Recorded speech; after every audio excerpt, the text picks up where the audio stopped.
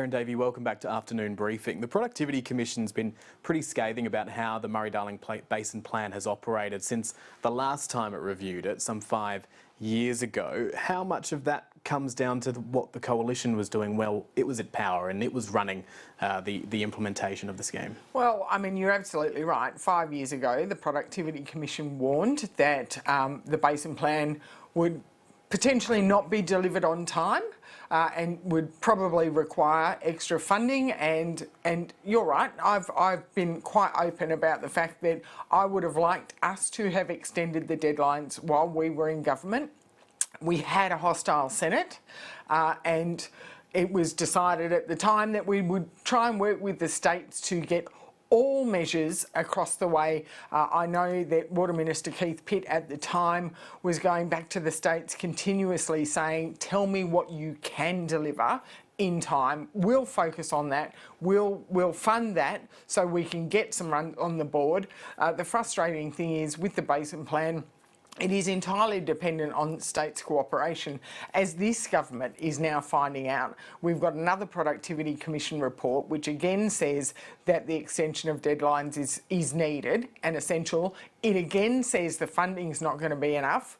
But importantly, in this latest report, it also says and acknowledges that without addressing constraints, the additional environmental outcomes foreseen by chasing the 450 gigalitres may not be achievable, and it is actually recommending that the right time to look at the 450 is after the 2026 Basin Plan review and not before, and suggests focusing on implementing this sort of baseline Basin Plan first and foremost. You bring up a good point there, the matter of constraints, and I know that is something that you've highlighted today. There'd be a lot of viewers out there who don't actually know what constraints are. Can you explain what that is? Absolutely. Constraints are naturally occurring restrictions in water flow in the river system. The most prominent one and the most well spoken about one is the Barmah Choke, which is very close to where I live.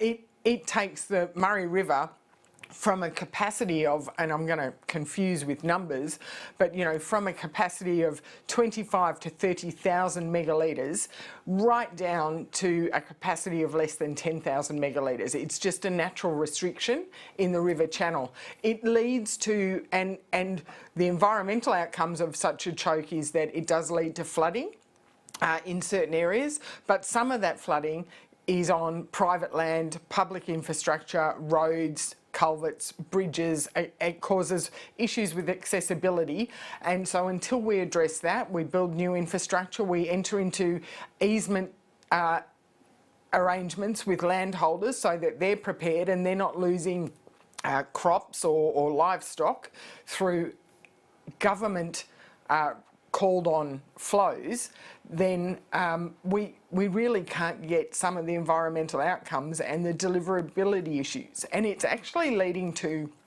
negative environmental outcomes by trying to force feed a continual flow at a regular level down these tight constrictions. And there's other constraints like on the Goulburn and at the end of the Murrumbidgee and even in the Lower Darling.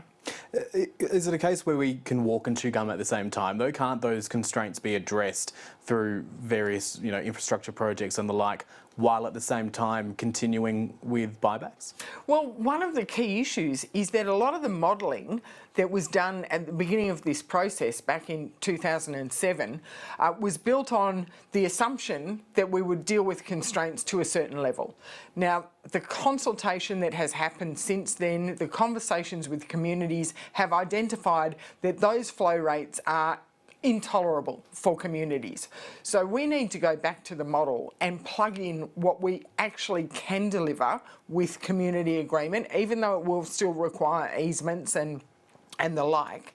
But then doing that, remodelling, reassess, are we going to get maximum benefit out of the full 450, or are we chasing a pipe dream, for want of a better word, pardon the pun, and can we reassess how much we need to get the maximum environmental outcomes with the minimum social and economic pain? The Productivity Commission's also saying that voluntary buybacks, that scheme, should be expanded. Is that something that you'd support? Well, we're on the record, we don't really support voluntary buybacks over and above the 1,500 gigalitre cap that is already there. Why is that?